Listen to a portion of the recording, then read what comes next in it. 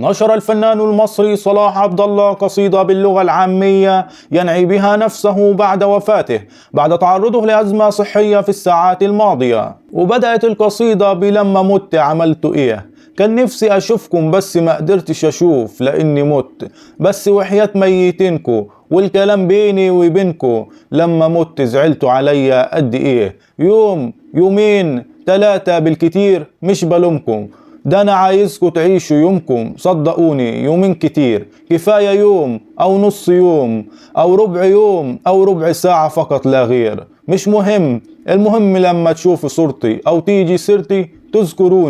تذكروني بكل خير، وحبذا لو كانت الذكرى بدموع أو شحتفة أو حشرجة أو نهنها، قصدي خلوا الحالة تبدو إنها حزن فاق كل الآفاق، في قلبي من ألم الفراق موجوع، واوعوا تنسوا اذكروا محاسن موتاكم، ولو ما فيش ألفوا لي حبة محاسن واذكروها واكتبوها على صوتي وشيروها، أو لما تيجي سيرتوا اسكتوا